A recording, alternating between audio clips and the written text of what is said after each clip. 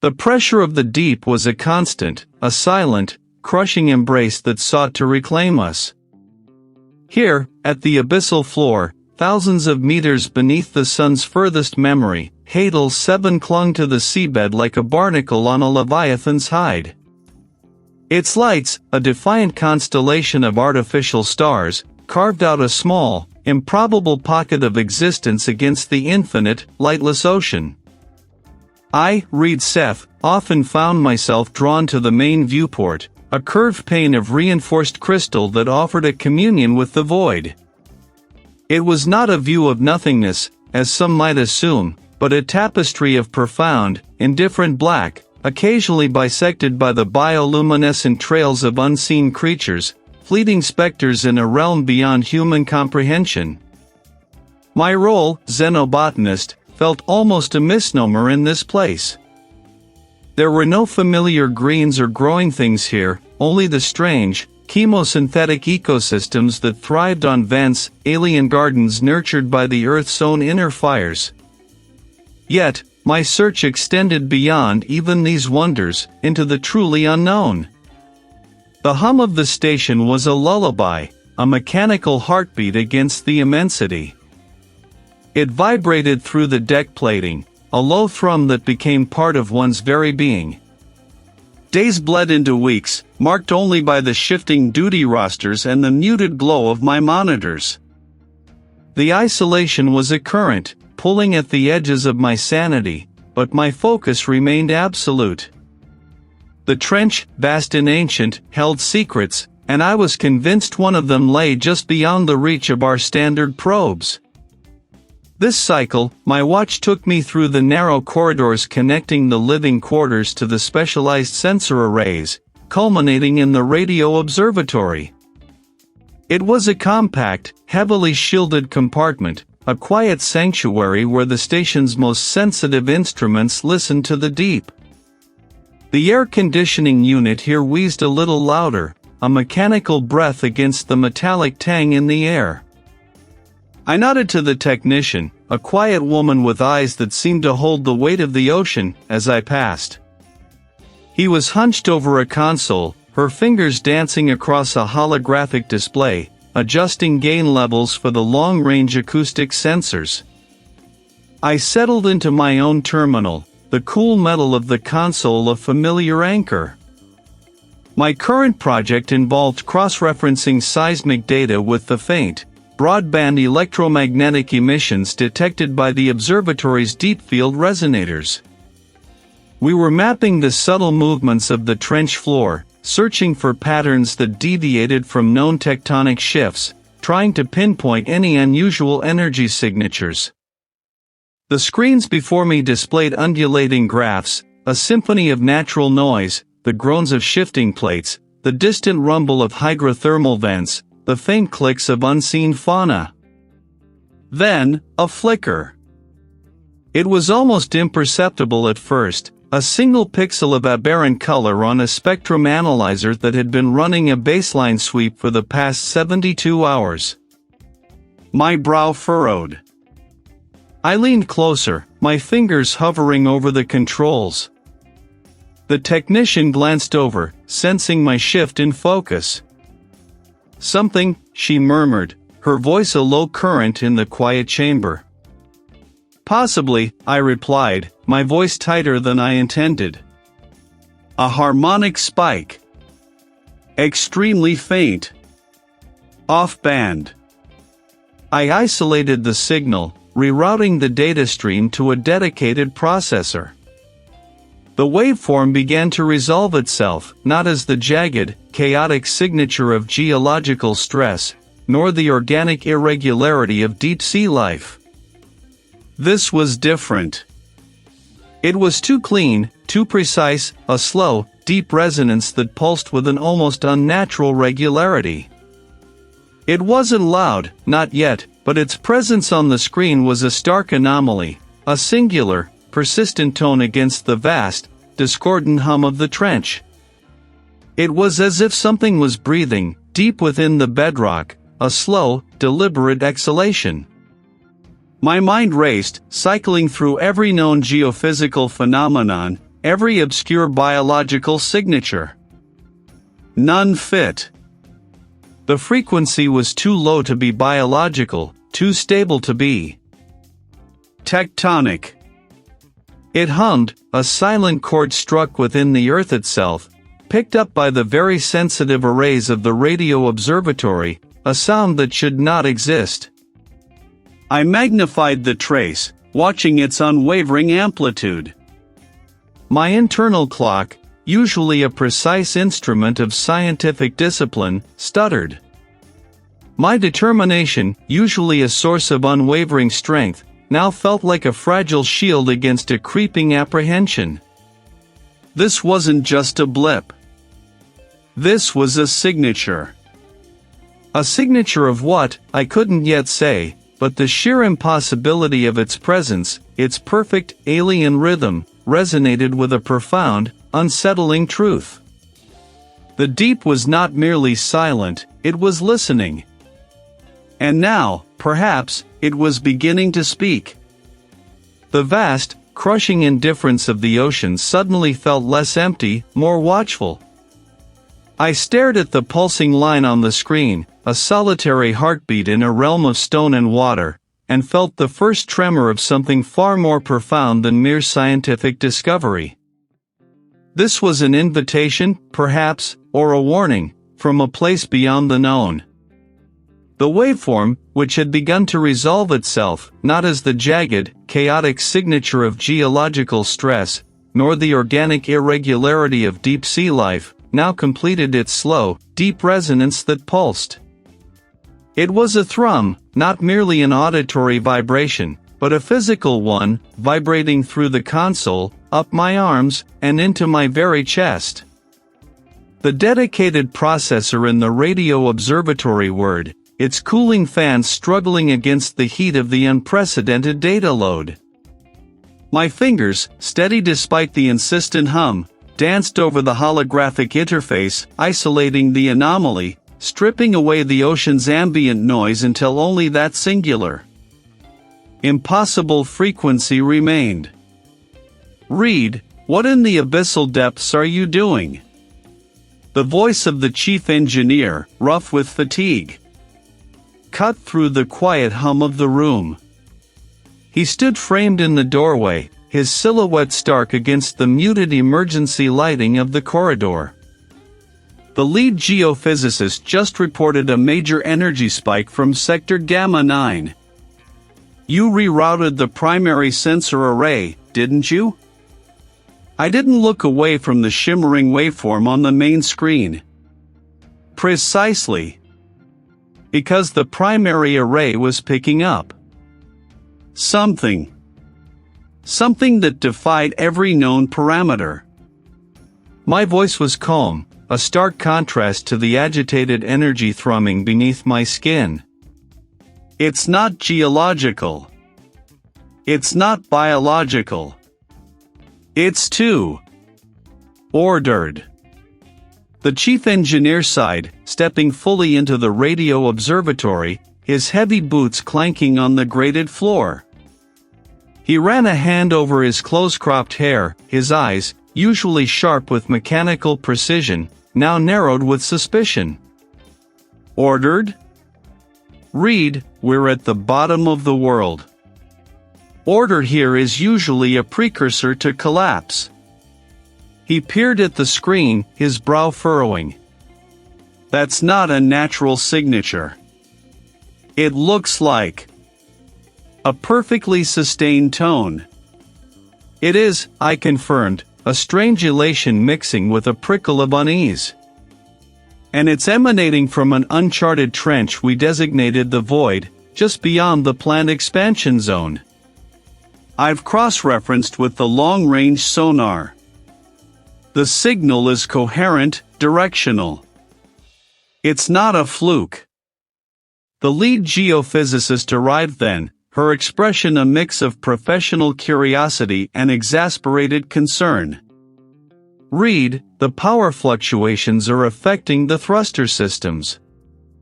What have you found that warrants this kind of appropriation of resources? She gestured emphatically at the glowing console. I turned from the screen, facing them both.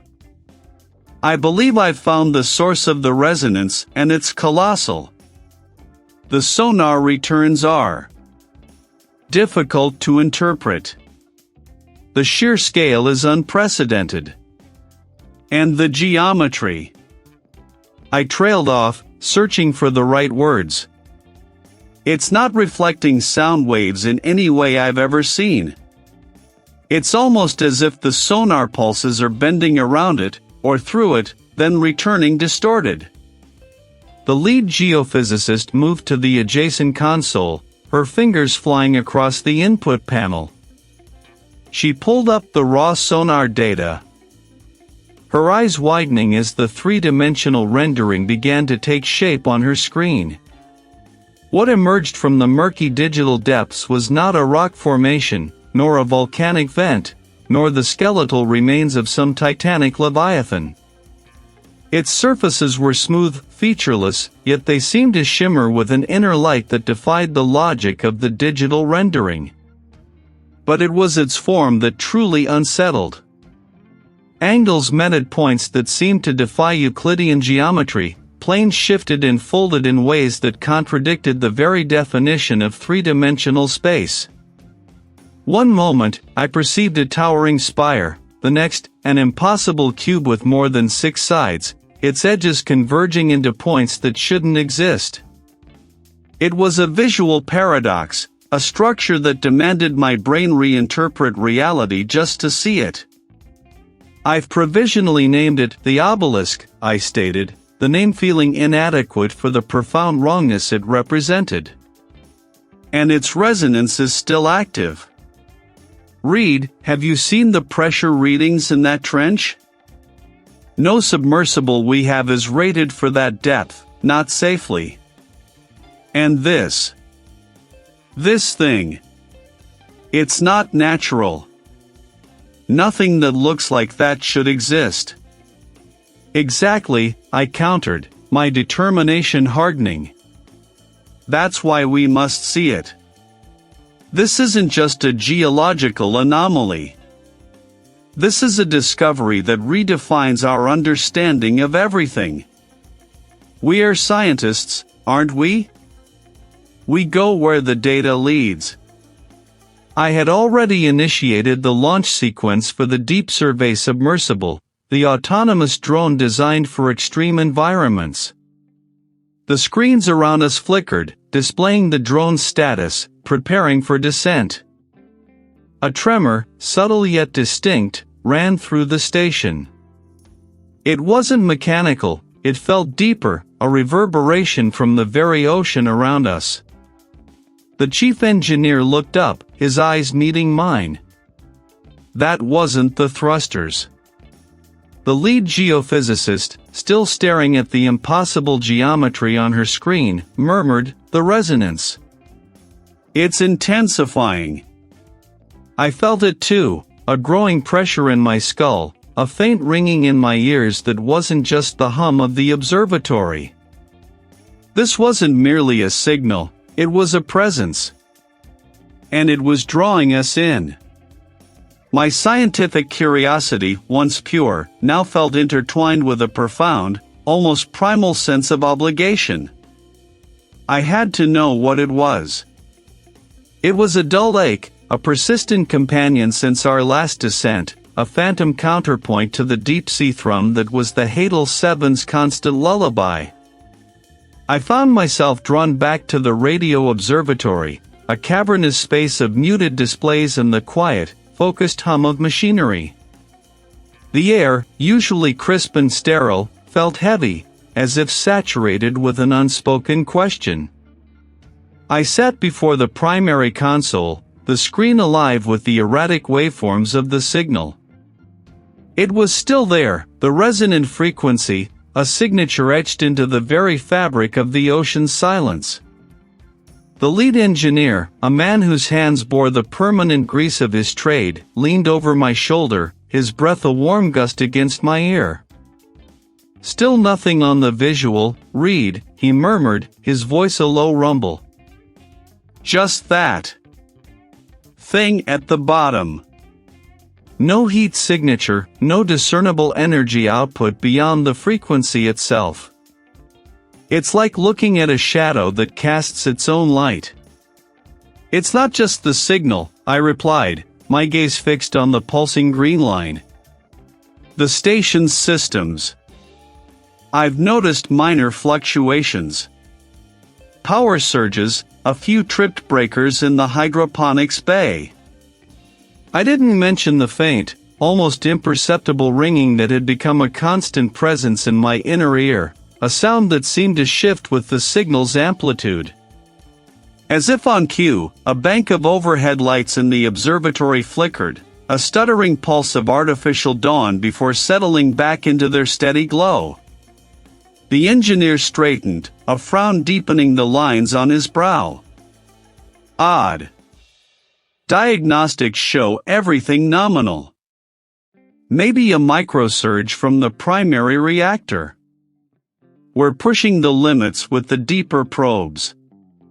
He walked towards a secondary console, his movements deliberate, his eyes scanning a series of readouts. I watched him, a part of me already anticipating another anomaly. My fingers, restless, tapped against the cool metal of the console. It was gone as quickly as it came, leaving behind only the familiar pressure and the station's mechanical breath. Stress, I told myself, the deep-sea environment, the lack of natural light. But then, the large monitor displaying the station's structural integrity feed glitched. For a fraction of a second, the familiar schematic of Hadal-7 dissolved into a shimmering haze of static, only to snap back into sharp focus. The numbers, usually rock-solid, briefly danced, displaying impossible pressures, then returned to their stable readings. It was too quick for the engineer to notice, his back still turned towards me as he wrestled with his console. My breath hitched. My scientific mind, ever eager to categorize and explain, immediately sought a rationalization. Electromagnetic interference? A faulty cable? Yet, the precision of the glitch, its ephemeral nature, felt less like a mechanical fault and more like a deliberate, fleeting disruption. A ripple on the surface of reality. Everything looks fine here, Reid, the engineer called out, his voice cutting through my thoughts. Must have been a blip. The old girl's got a few quirks. I nodded, though a knot of unease tightened in my gut. Perhaps. The station's usual hum, a deep, comforting drone, began to acquire a new undertone. A subtle, almost imperceptible thrum, vibrating just beneath the threshold of conscious hearing. It wasn't loud, not yet, but it was there, a growing bass note in Hadal-7's symphony. I rubbed my temples, trying to massage away the sensation. Hours bled into one another in the observatory. The signal, our silent, enigmatic guest, continued its rhythmic pulse. The air conditioning units, usually a constant, reliable presence, occasionally wheezed, blowing gusts of air that carried a metallic tang I couldn't place. Each minor event, individually dismissible, began to weave a subtle tapestry of disquiet. My focus on the data started to waver. The soft, metallic sigh I'd heard earlier returned, this time clearer, almost a breath, emanating from no discernible source within the radio observatory. It was a sound that shouldn't exist, an acoustic ghost in a sealed environment. I spun in my chair, scanning the silent panels, the inert equipment, the engineer still hunched over his station. Nothing. My heart quickened, a frantic bird against my ribs. I closed my eyes, willing the sound away. Fatigue, Reid. Exhaustion. The mantra of the rational mind. But the pressure in my skull pulsed, a silent echo to the unseen, unheard sigh. This wasn't just stress. This was something else. Something that felt like the station itself was beginning to hum a different, discordant tune, and I was the only one who could hear the first, faint notes. The station's hum, once a steady, reassuring pulse in the abyssal dark, had begun to fray at its edges. It was no longer a simple drone but a complex tapestry, threaded through with that new, insistent thrum. A vibration that settled not just in the metal bulkheads but deep within my bones, a low, resonant note that seemed to precede thought itself. The observatory was a cavern of muted lights and blinking readouts, the air thick with the scent of ozone and stale coffee. Screens glowed emerald and amber, displaying the silent language of the deep-sea currents and the station's vital signs. Her shoulders were rigid, her head cocked at an unnatural angle, as if straining to catch a whisper in a gale. "Everything all right?" I asked, my voice feeling strangely loud in the hushed space. She didn't flinch, didn't even acknowledge my presence immediately. Her fingers, usually precise on the controls, tapped a frantic, irregular rhythm against the polished surface of the console. A melody without form. "It's changing," she murmured, her voice thin, almost reedy. "The frequency. It's not just a frequency anymore." I stepped closer, my gaze sweeping over the intricate displays. Nothing seemed amiss on the readouts, just the usual chaotic beauty of deep-sea EM signatures, overlaid with the faint, steady pulse of the anomaly. The structure we'd found, the one I dismissed as a geological oddity, continued its unwavering broadcast. "What do you mean, changing?" I pressed, trying to keep my tone even, scientific. My own ears strained, searching for a deviation from the established pattern. All I heard was the pervasive thrum, perhaps a little more pronounced than before, but still just a vibration. She finally turned, her eyes wide, glistening in the console's reflected light. There was a frantic, almost ecstatic glint in them that unnerved me more than any outright fear. "It's singing, Reid. Can't you hear it?" A choir, vast and ancient, rising from the trench. "It's music." A cold thread unspooled in my gut. Music. I tried to rationalize it away. Auditory pareidolia, perhaps. The brain-imposing patterns on random noise, amplified by the isolation, the pressure, the sheer strangeness of our discovery. Or the pressure itself could be creating acoustic distortions. No. It's too intricate. Too deliberate. It shifts. It builds. There are voices in it, Reid. I watched her, a knot tightening in my chest. Her conviction was absolute. And in that moment, a sliver of doubt, sharp and unwelcome, pierced my own carefully constructed logic. Could I be missing something? Was my scientific detachment blinding me to a truth that lay beyond the realm of instruments? It wasn't music, not in any conventional sense, but a profound, almost magnetic pull. A suggestion of something vast and indifferent, something that pulsed with an intelligence utterly alien to human comprehension. It was a sensation of being drawn, not by force, but by an inexorable, quiet insistence. The question felt foolish, unscientific, yet it had slipped out, born from a burgeoning disquiet. The analyst turned back to me, her eyes unfocused, lost in some distant soundscape. "They're not saying anything, not in words. It's more a feeling. A vastness. A profound, ancient indifference that hums with creation and dissolution. It's beautiful, Reid. It was a tremor of awe, a surrender to something immense. I felt a sudden urge to press my ear to the console, to strain, to hear what he was hearing. But a deeper instinct, a primal fear, held me back. The thrum in my bones was growing louder, a bass note in a symphony I was only just beginning to perceive, and it was playing a tune of growing disquiet. Whispers just beneath the surface, like echoes in a cathedral carved from the void. Her gaze, when it had drifted back to the screen, held a distant terror I couldn't quite dismiss.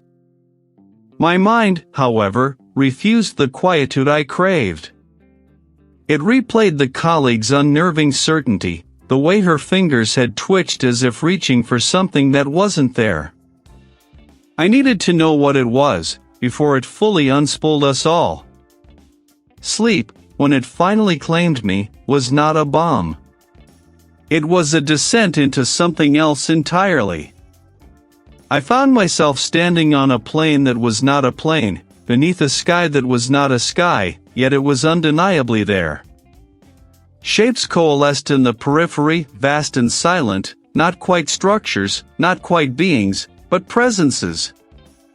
They defied Euclidean geometry, edges shifting, angles reforming in ways my brain struggled to process, like trying to recall a dream that never quite happened. A sense of immense, unfeeling age washed over me, a profound indifference that dwarfed human existence to less than a speck of dust. It wasn't malicious, it simply was, and its being was an agony to my understanding. It pulled at me, not with force, but with an inevitability, drawing my consciousness into its impossible curves. There were echoes then, not voices, but reverberations of concepts too vast to be contained by language. Memories that were not mine, yet felt utterly ancient and familiar, like a forgotten limb reasserting its presence.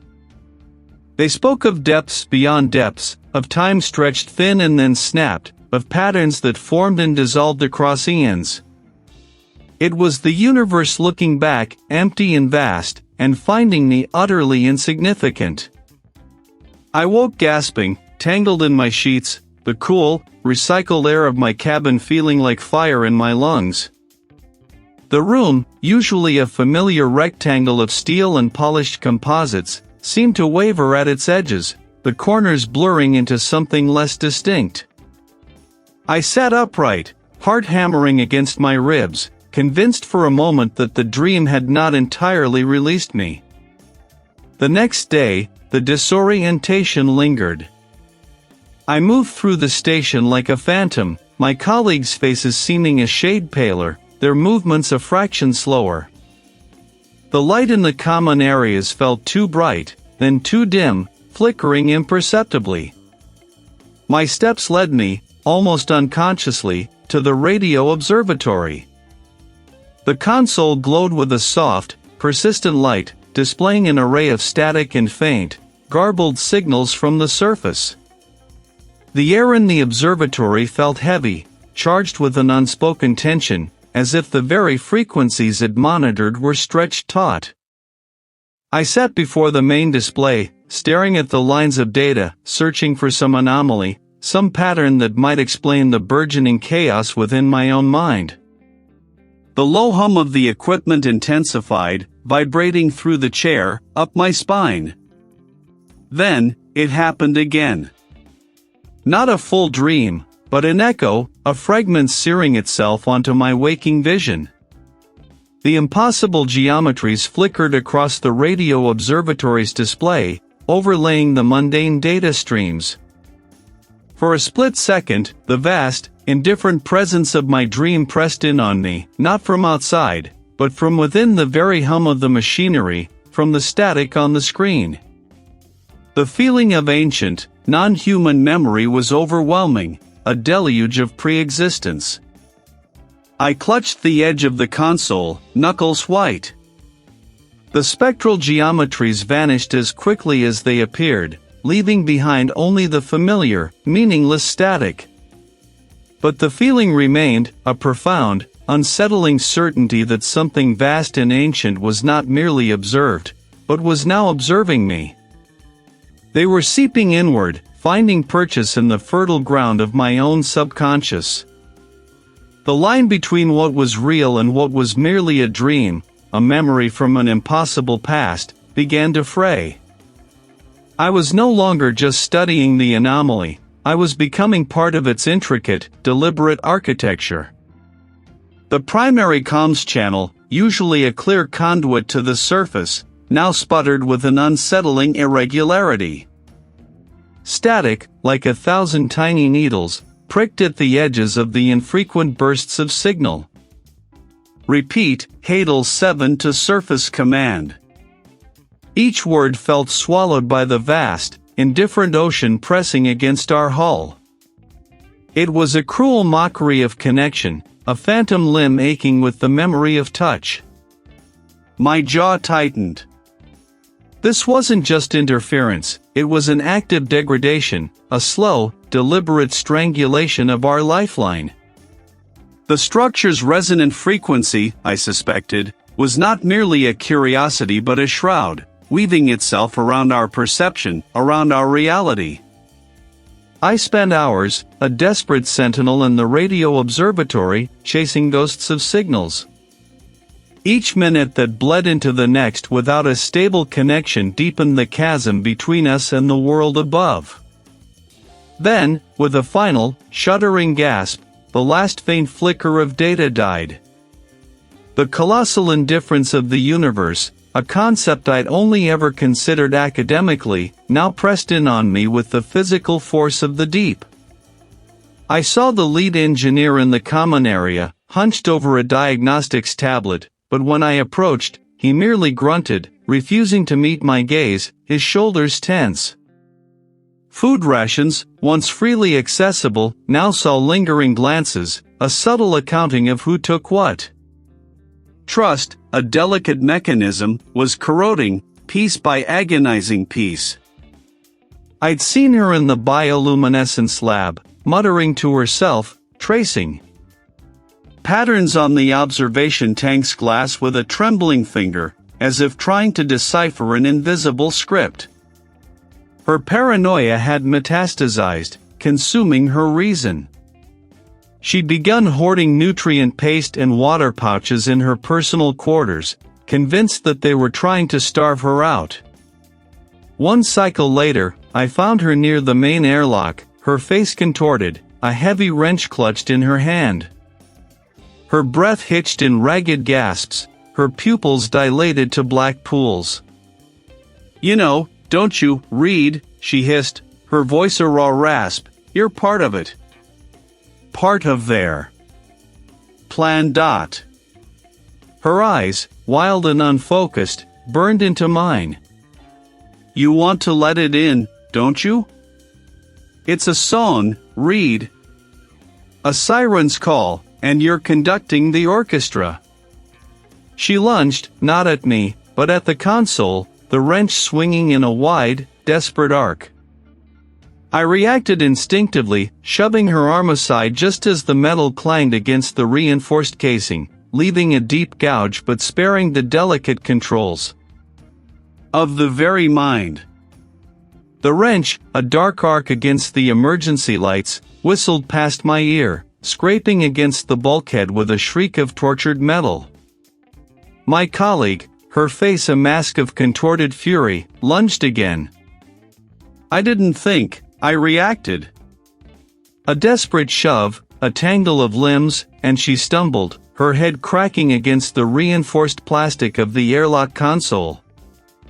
A stunned gasp escaped her lips, and she slumped, momentarily dazed but not unconscious, the wrench clattering to the deck plating. My breath hitched, a ragged sound in the sudden quiet. The airlock controls, so dangerously close to her reach, were now a blurred threat. I glanced at her, then at the wrench, then at the distant glint of another corridor. Flight, not confrontation, was the only path. My legs, clumsy with adrenaline, propelled me away, past the inert form, down the narrow passage.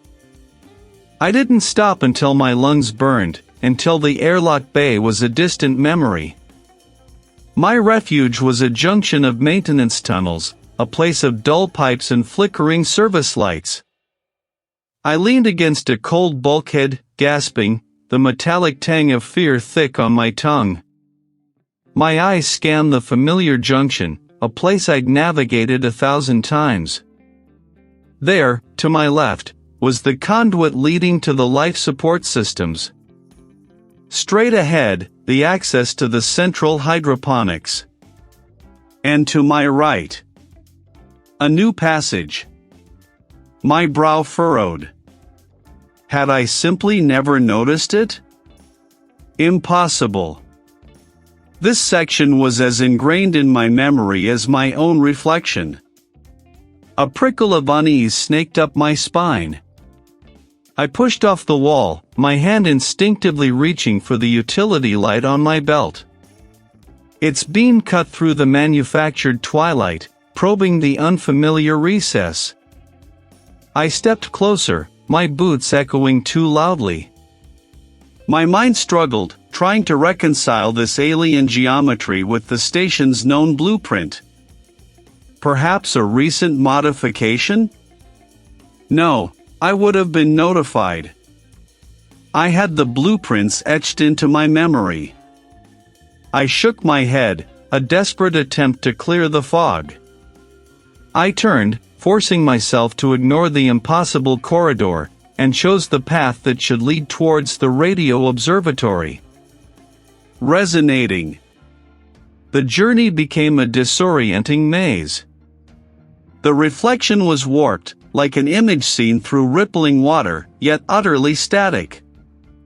My heart gave a lurch. I pressed my palm against the cool glass, then pulled back sharply, as if burned. The image wavered, then solidified, showing the same impossible angle. Further on, a corridor I knew to be straight now seemed to subtly curve, its fluorescent lights bending with it, creating a visual distortion that tugged at my sense of balance. I stopped, closing my eyes, rubbing the bridge of my nose. When I opened them, the hallway still held that gentle, unnatural arc. It was as if the very architecture of Hadal-7 was breathing, shifting its bones in a slow, silent metamorphosis. Was this a trick of my mind, a phantom of exhaustion and fear? Or was the station itself truly bending? The line between internal delusion and external reality blurred with each impossible step. I pushed. It opened, the hiss of the pneumatic seal a welcome, familiar sound. Inside, the vast chamber was dominated by the primary communications array, a massive parabolic dish that typically sat inert, awaiting its commands. But tonight, it hummed with a low, insistent vibration. Rows of monitors glowed, displaying a cascade of data, signal strength, frequency modulations, and the deep space telemetry. One screen, usually dedicated to internal camera feeds, flickered. My gaze snapped to it. It showed a view of Corridor 7 Alpha, a main artery of the station, one I had passed through mere minutes ago. But the image on the screen was not the straight, unyielding passageway I knew. And then, a figure entered the frame, walking slowly down the impossibly twisted corridor. It was the engineer, his back to the camera. He walked as if nothing was amiss, his stride even, his posture unconcerned, utterly oblivious to the impossible geometry that surrounded him. His reality, it seemed, was still straight and true. This was not merely my perception. This was recorded. The station was not just shifting in my mind. It was truly, undeniably, unraveling. The metallic clang of her head striking the bulkhead echoed, a sickening punctuation to the station's already strained silence. My colleague lay crumpled, a dark form against the emergency amber, her breathing ragged, a shallow whisper of air. My own hands trembled, the adrenaline still coursing, leaving a bitter tang in my mouth. I hadn't meant to injure her, only to stop the wild, desperate swing of the wrench. The glint of that tool, now resting harmlessly beside her slack hand, seemed to mock the twisted logic that had driven her. This wasn't just a breakdown, it was a symptom. The station was a crucible, and we were all slowly dissolving within its heat. I needed answers, something concrete, something that wasn't a hallucination or a whisper in the echoing pipes. It was a long shot, a desperate reach for connection, but the thought of lingering in this fractured corridor, waiting for another attack, was unbearable. No time for remorse, no time for fear, only the stark, driving need to understand. Each junction seemed more labyrinthine than the last, the familiar pathways now imbued with a sinister, alien geometry. It was a sound that had slowly, imperceptibly, grown louder over the past weeks, a constant, low-frequency presence beneath all other noise. Finally, the door to the radio observatory loomed, a heavy slab of reinforced metal. I swiped my access card, the mechanism groaning as it disengaged. The main communications array, a complex web of antennae and dishes, was dormant, its indicator lights a somber, unblinking red. My heart sank. I moved through the space, my boots echoing on the grated floor. The low, deep hum from the station seemed particularly pronounced here, a fundamental bass note to the universe. The main logs were encrypted, locked down by the supervisor, no doubt, ever vigilant about data security, even as our reality unraveled. But there had to be something. The locker, tucked away in a corner behind a stack of obsolete thermal regulators, didn't appear on any schematics I knew. Its latch was old, stiff with disuse, and when I finally forced it open, a cloud of fine, gray dust puffed out. Inside, among tangled cables and forgotten circuit boards, a small, leather-bound logbook lay nestled. It was old, far older than anything else on Hadal-7, its cover cracked and peeling, the edges frayed. It wasn't just weathered, it seemed wrong. The leather itself appeared to ripple faintly, as if the material had forgotten its true form, and the embossed title, obscured by time and grime, was barely legible, Expedition Siren. I pulled it out, the book surprisingly heavy in my hands.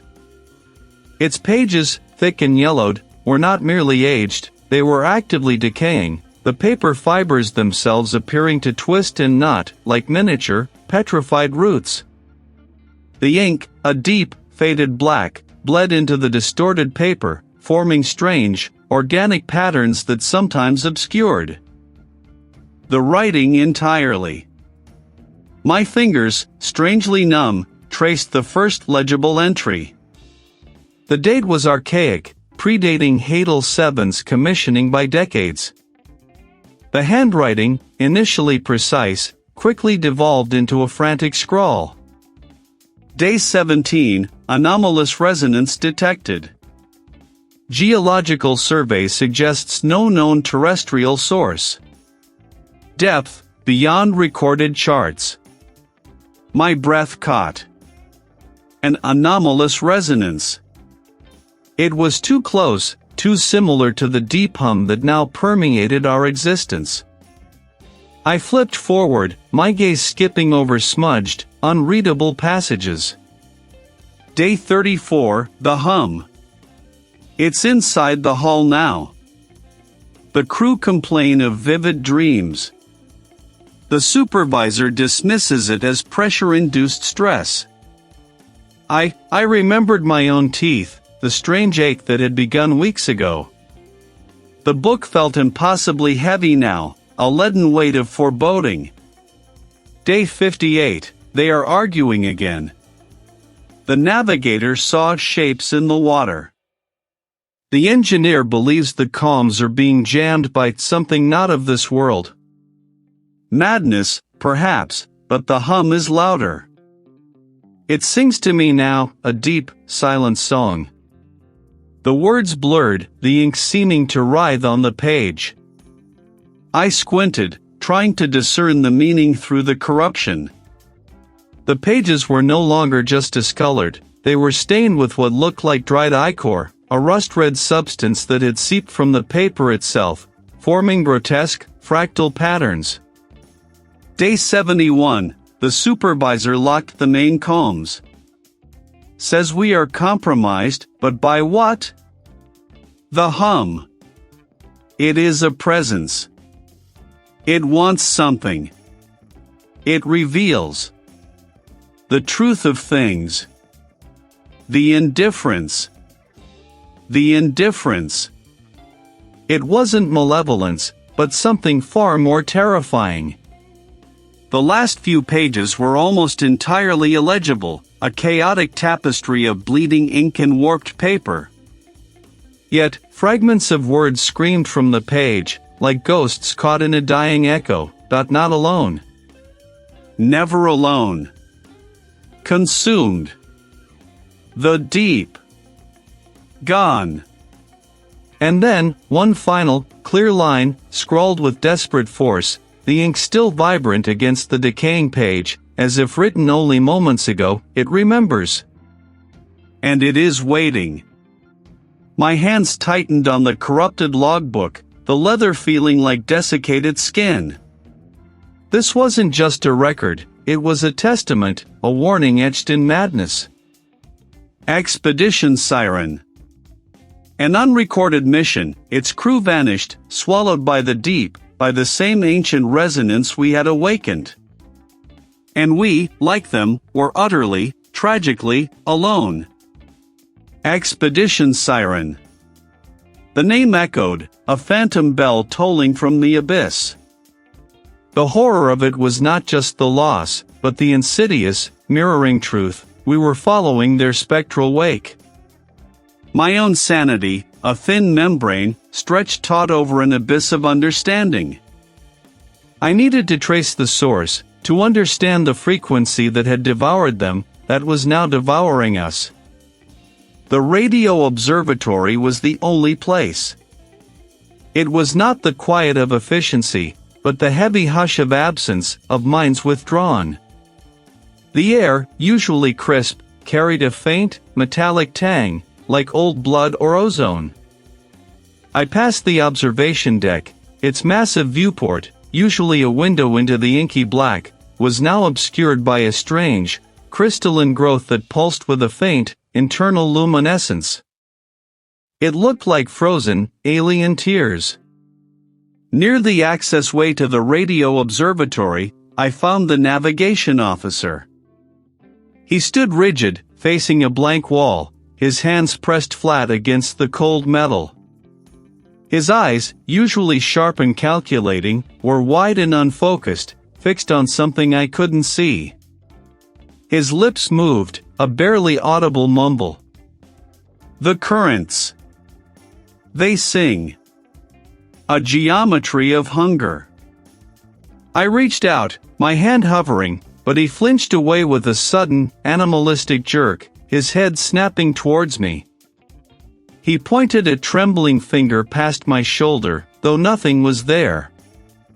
It sees you, Reid. It sees us all. Then he resumed his silent communion with the wall, his murmurs dissolving into the station's ambient hum. I backed away slowly, my breath catching, the image of his vacant stare burning into my mind. The door to the radio observatory slid open with a pneumatic sigh, revealing a space usually bustling with technicians. Now, it was dim, lit only by the green glow of inactive monitors and the stark, white light from a single, central console. The air in here was thick, heavy with the scent of ozone and something else, something cloying and ancient, like dust from a forgotten crypt. Two figures occupied the room. The communications specialist, a woman known for her meticulous attention to detail, was slumped in her chair, utterly catatonic. Her head rested against the console, a thin trickle of saliva escaping the corner of her mouth. Her eyes were open, glassy, reflecting the green glow of the screens, but seeing nothing. Her hands, usually flying across keyboards, lay limp in her lap. The other figure was the lead systems engineer. He knelt before the primary frequency scanner, his back to me. He wasn't operating it, he was adoring it. His fingers, stained with what looked like dried ink or rust, traced patterns on the console's surface, not pressing buttons, but caressing the metal itself. The true shape. It is not sound, but pattern. I moved closer, my boots silent on the grated floor. The screen before him displayed not the usual complex waveforms, but a shifting, impossible geometry. Lines intersected at angles that defied Euclidean space, twisting into fractals that hinted at infinite depth within their self-similarity.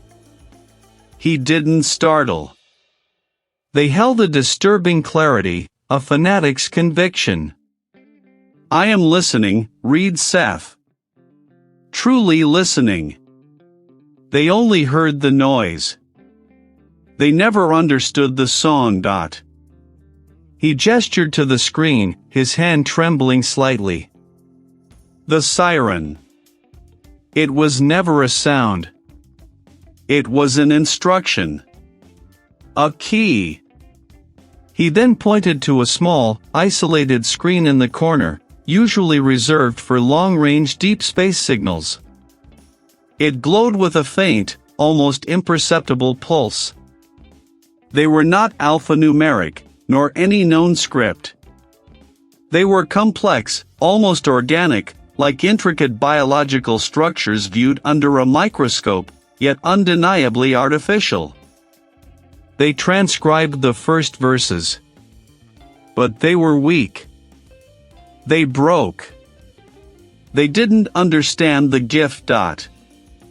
He leaned closer to the screen, his face rapt. This is it, Reid. The true language. The resonance isn't just a frequency.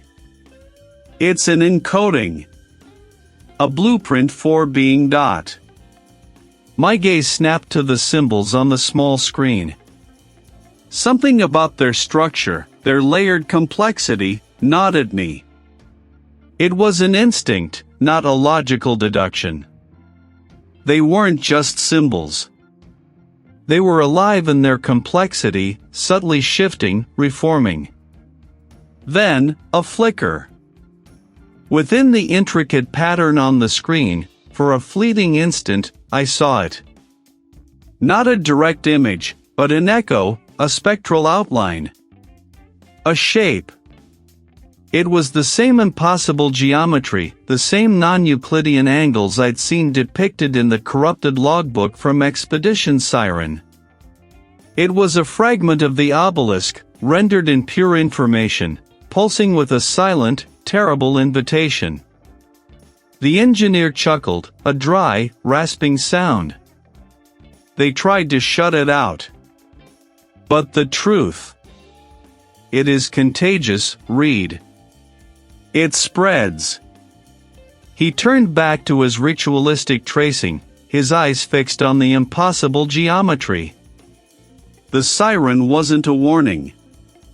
It was a lullaby. And we are all falling asleep. I stood transfixed, the radio observatory humming around me, the catatonic specialist a silent witness to a new, terrifying form of communion. The horror was not in what it did, but in what it was, and what it revealed about the universe's profound indifference. It wasn't trying to destroy us. It was simply being, and our minds were merely incidental static in its eternal song. And I, too, felt the insidious pull, a strange, terrifying urge to understand the pattern, to trace the alien geometry myself. The radio observatory hummed a low, metallic dirge, a counterpoint to the silence that had swallowed the catatonic specialist.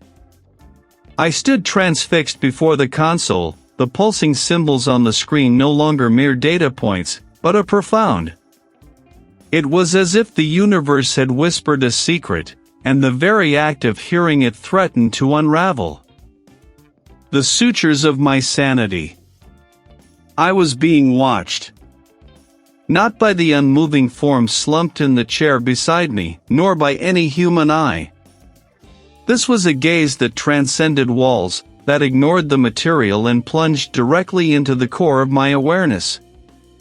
It was a constant, crushing pressure, like standing beneath an impossible weight, knowing that something ancient and immeasurable had turned its full, indifferent attention upon me. Every breath felt scrutinized, every flicker of my thoughts laid bare. I had to. The symbols, born from that alien thrum, continued their silent dance, a visual language of incomprehensible origin. I pushed away from the screen displaying the glyphs, turning to the adjacent console, its array of monitors usually a sea of spectrum graphs and frequency modulations. My hands moved with practiced precision, calling out filters, running cross-correlations, attempting to map the energy signatures to any known waveform, any predictable oscillation. The hum of the equipment intensified, a mechanical groan beneath the spectral gaze I still felt upon me. The first attempts were met with immediate, bewildering failure. The software, designed for the most exotic phenomena, simply choked. It couldn't parse the data. The waveforms displayed on the screens were not merely complex, they were fundamentally wrong. Lines that should have been smooth fractured into impossible geometries. Frequencies existed outside of any known spectrum, oscillating not in cycles per second, but in what seemed like moments per concept. My analytical tools, the very bedrock of my scientific understanding, were not just failing to interpret the data, they were actively rejecting it, spitting out error codes that screamed of fundamental incompatibility. I forced myself to try a different approach, a more abstract analysis, attempting to map the relationships between the seemingly random fluctuations. I isolated specific segments of the resonance, feeding them into a new interpretive matrix. This time, something coalesced. Not a graph, not a formula, but a series of interconnected, impossible structures. They shimmered on the screen, like three-dimensional fractals that defied Euclidean space, bending and folding into themselves in ways that made my eyes ache. Each segment seemed to inform the next, building not a linear progression, but a vast, interwoven network of causality that existed outside of time itself. It wasn't just patterns that defied known physics, it was a logic that defied known reality. As these impossible structures solidified on the screen, the sensation of being watched intensified to an almost unbearable degree. It was as if the entity, this vast, ancient intelligence, was not merely transmitting, but perceiving my efforts. It was watching me struggle, watching my mind grapple with the impossible, and perhaps, even understanding the futile frameworks I was attempting to impose upon its true nature. It was aware of my every analytical step, my every frustrated sigh. The symbols from the adjacent screen, the ones from the obelisk, subtly shifted. They didn't change entirely, but their internal geometry rearranged itself, mirroring the impossible structures I had just unearthed in the resonance data. A profound, horrifying realization bloomed in my mind. The symbols were not a blueprint, as I had initially thought.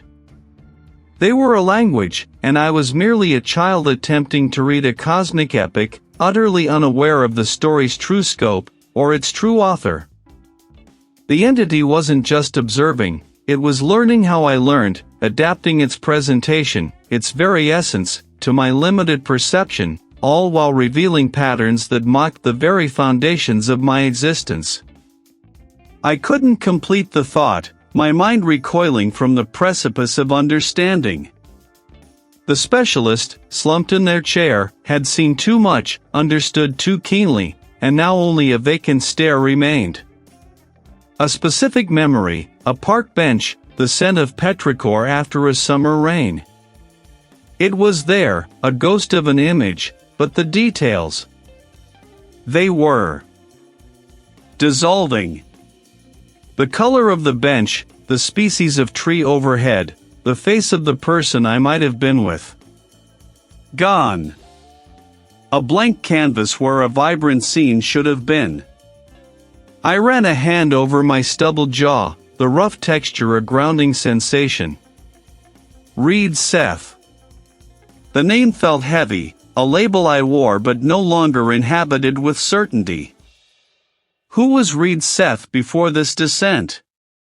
I knew I was a Xenobotanist, drawn to the strange flora of the deep.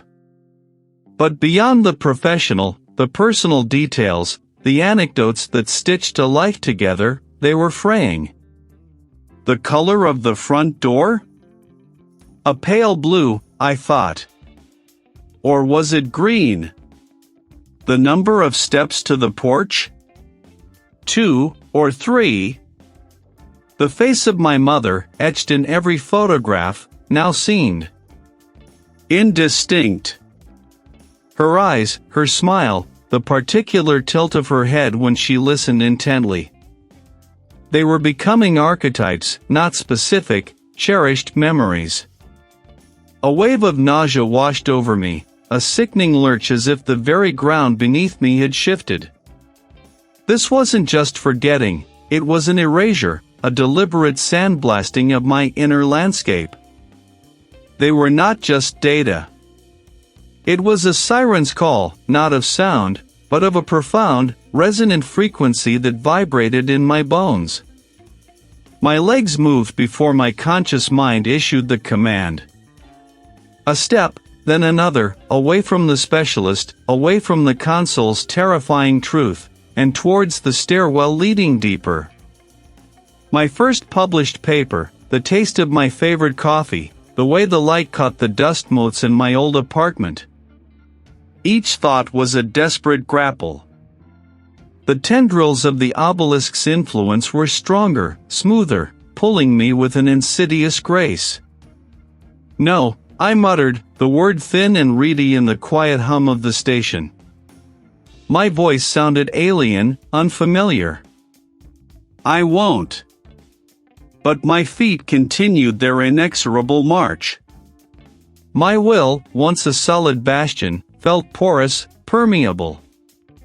It was as if the station itself, infused with the obelisk's presence, had become an extension of its will, and I, a mere component, was being directed. I passed an empty common area, the chairs neatly arranged, a half-finished game of data chess on a table. Who had been playing? I tried to recall the faces of my colleagues, their names. The station chief. The lead engineer.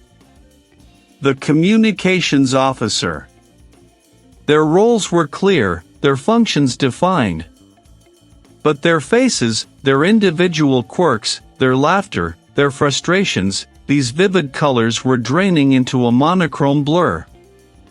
They were becoming less distinct, less themselves, and more like placeholders in a script I no longer recognized. This wasn't madness, not in the way I understood it. Madness implied a break from reality, a distortion. This felt more fundamental, a deconstruction of reality itself, starting with the most intimate reality, my own self.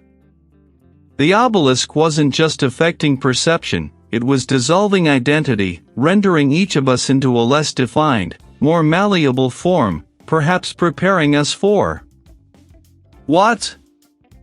The stairwell descended, a spiral of cold metal and harsher light. Each step amplified the resonant hum, a vibration that settled deep in my chest, a physical ache.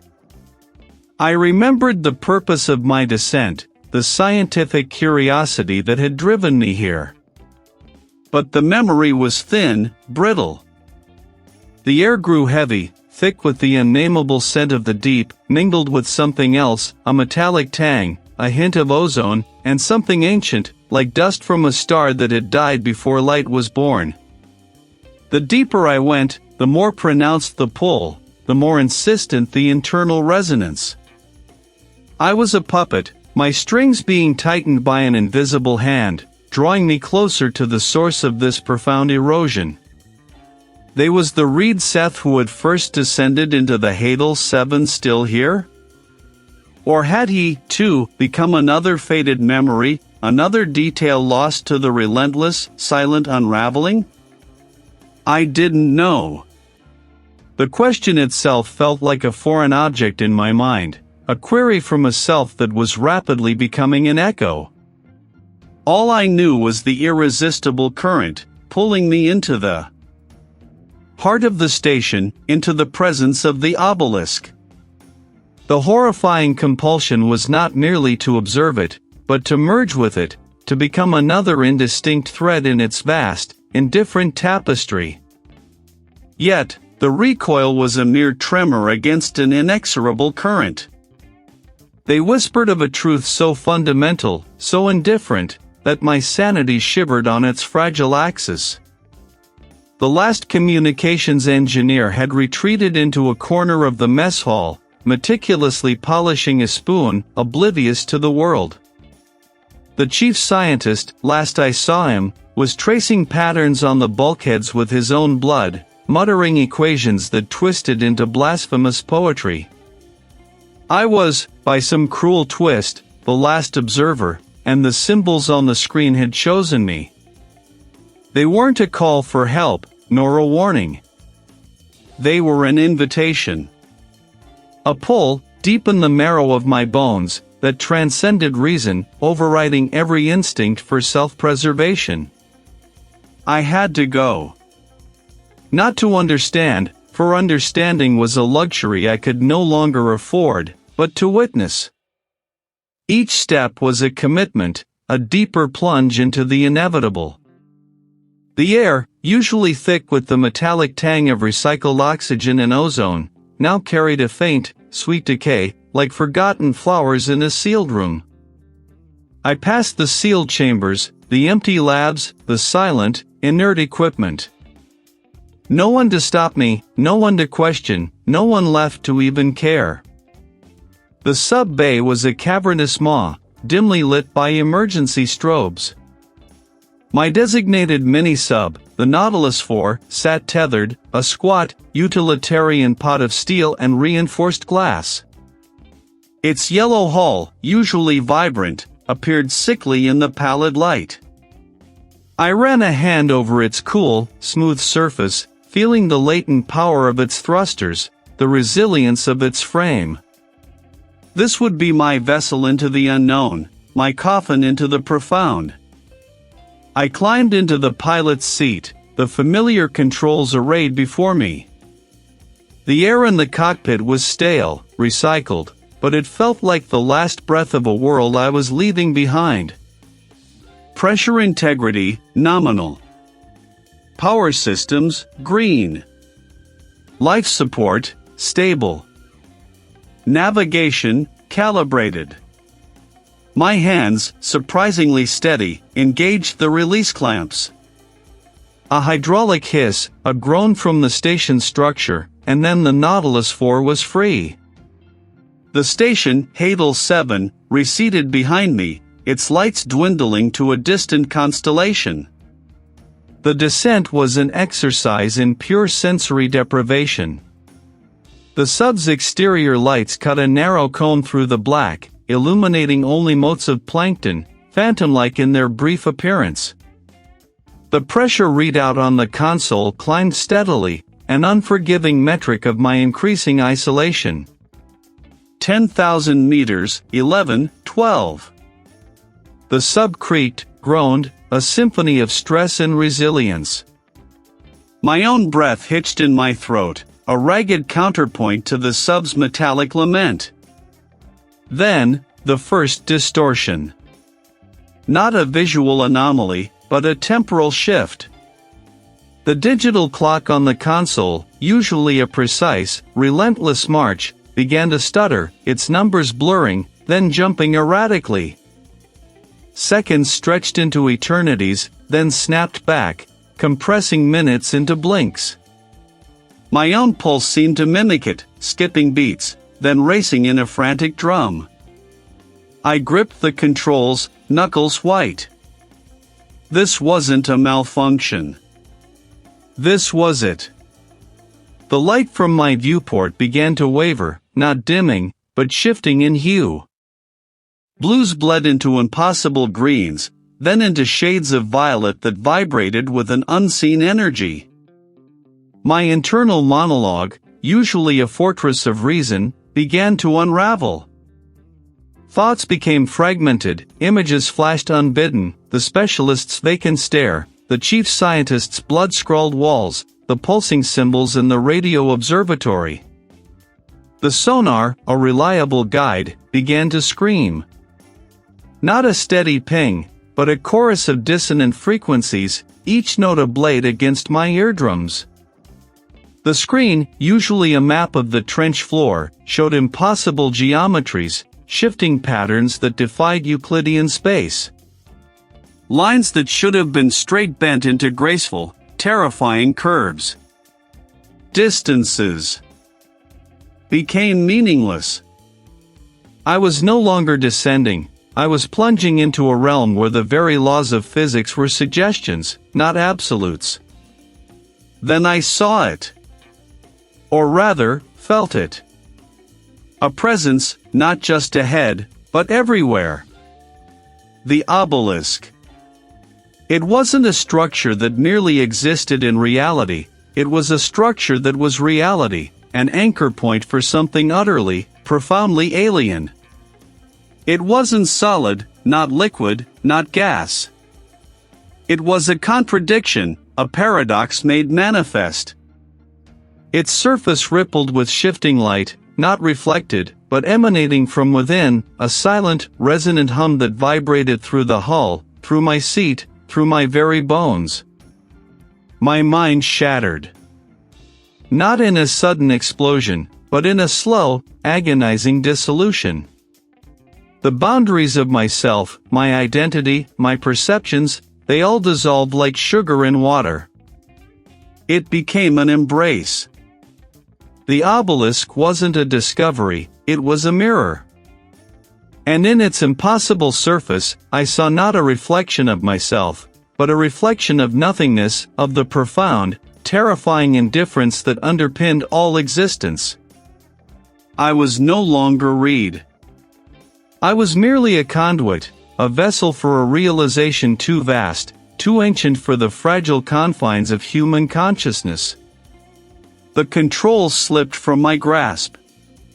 The sub drifted, a tiny, forgotten speck, drawn into the impossible light. My fingers, cold and clumsy, hovered above the controls, unable to command them, unable to retreat. Before me, where the primary parabolic dish's control panel used to be, a towering structure now pierced the low-slung ceiling. Its surface, not smooth like polished stone, but faceted with impossible angles that seemed to shift even as I gazed, pulsed with an internal, lightless glow that only my mind could perceive. It was the source of the symbols, the silent conductor of the station's unraveling. A tremor started deep within my bones, not from fear, but from an approaching resonance, a vibration that bypassed my ears and went straight to the marrow. The symbols on the console before me, once a chaotic dance, began to coalesce, forming intricate, impossible geometries that defied Euclidean space. They were not characters, not language, but schematics of existence, blueprints of a reality too vast to contain. My breath hitched. I felt a pull, an inexorable drawing of my consciousness towards the obelisk, a current stronger than any deep-sea pressure. My will, once a sturdy anchor, frayed and snapped. I was no longer merely observing, I was being consumed. A torrent of pure data, not as images or sounds, but as raw, unmediated concept, flooded my mind. It was a deluge without origin, a cascade of being that bypassed my optic nerves, my auditory canals, my very sense of touch. It was knowing without the process of cognition, an instantaneous, crushing download of absolute truth. I saw, without seeing, the entity. Not a creature, not a being with form or will, but a fundamental principle, an ancient, cosmic architecture woven into the very fabric of the universe. It was not alive in any sense I understood, nor was it dead. It simply was. Its existence stretched back beyond the first stirrings of starlight, a silent, vast presence that had overseen the birth and death of galaxies with the same profound, unwavering indifference. It had no malice, no benevolence, no awareness of my struggles or my species' fleeting history. We were less than dust motes in its eternal, unblinking gaze. The purpose, if one could call it that, was not a goal to be achieved, but a state of being, an ongoing process of something. Expansion? Observation? Maintenance? The concepts blurred, dissolving into a singular, overwhelming sense of continuity.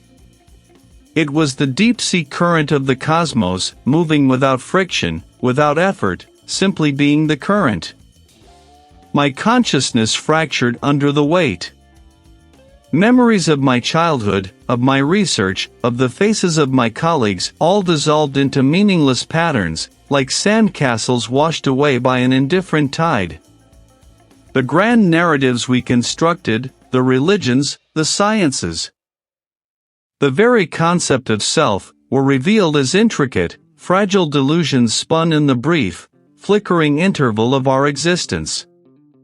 We were a momentary ripple on a surface that stretched into infinity, a surface that would smooth itself out without ever having registered our passage. The horror wasn't in what the entity would do to us, for it would do nothing. There was no grand adversary, no malevolent force to fight, only an eternal, unfeeling cosmos that had simply allowed us to exist, and would just as simply allow us to cease. My body spasmed, a puppet whose strings had been cut.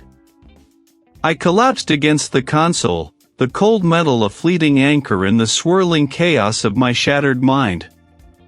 The obelisk continued its silent, lightless pulse, and the symbols on the screen, though still incomprehensible, now resonated with a terrible, undeniable truth. I knew. I truly knew. It was the ultimate, cosmic indifference, and I was adrift within it. Chilling, triumphant sound that echoed through the deserted control room. Help me? I am seeing. I am being. It is you who needs help, Reid Seth. You, with your fragile, human notions of who you are.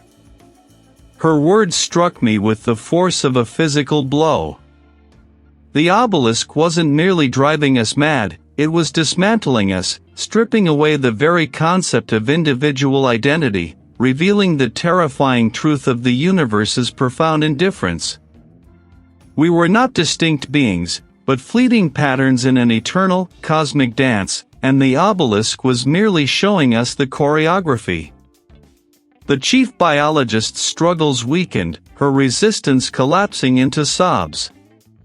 But her words, like the obelisk's unseen resonance, continued to vibrate within me, shaking the foundations of my own self. I looked out at the impenetrable blackness beyond the viewport, then back at the chief biologist, now slumped and weeping, her identity shattered. My mind recoiled from the precipice of understanding, a final, desperate clutch at the remnants of self. But the recoil was weak, a fading echo against the rising tide.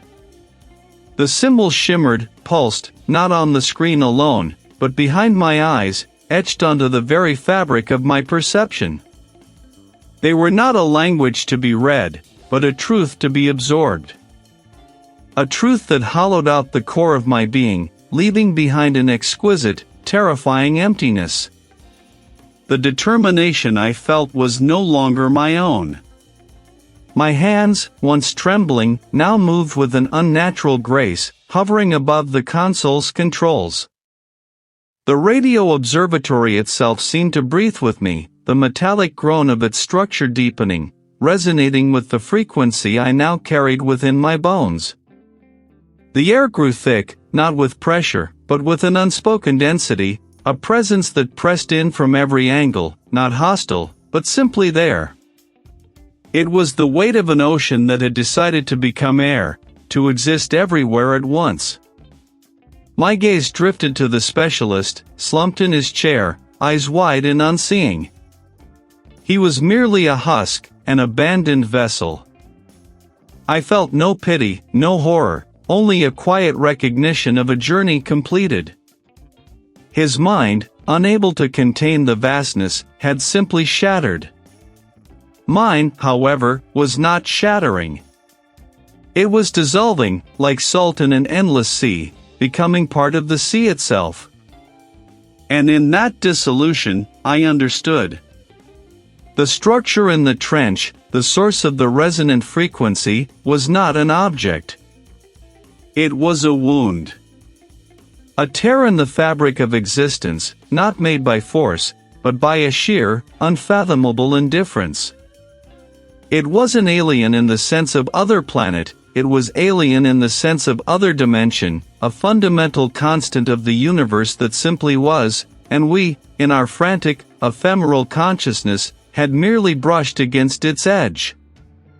The horror was not its malevolence, but its utter lack of it.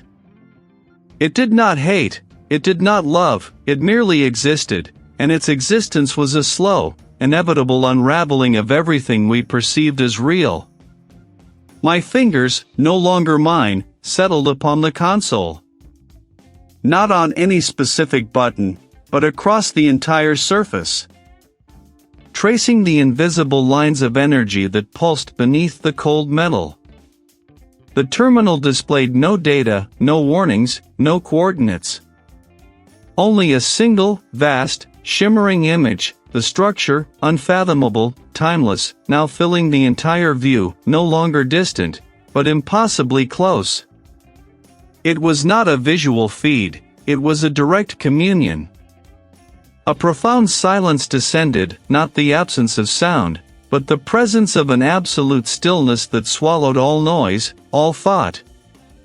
The hum of the radio observatory faded, the distant thrum of the life support systems vanished. There was only the resonant frequency, now an internal vibration, a silent chord struck deep within the universe, and I was its instrument. My final act was not a choice, but an inevitability. I leaned forward, pressing my forehead against the cool, pulsing glass of the console, and I surrendered. The station shuddered then, a deep, resonant groan that was not mechanical failure, but a profound exhalation. The lights flickered, not in malfunction, but in a slow, deliberate dimming, as if the very atoms of Hadal-7 were drawing inward, folding into themselves. The walls of the radio observatory began to weep, not water, but a viscous, shimmering film that flowed like liquid starlight, obscuring the viewports, blurring the edges of my vision.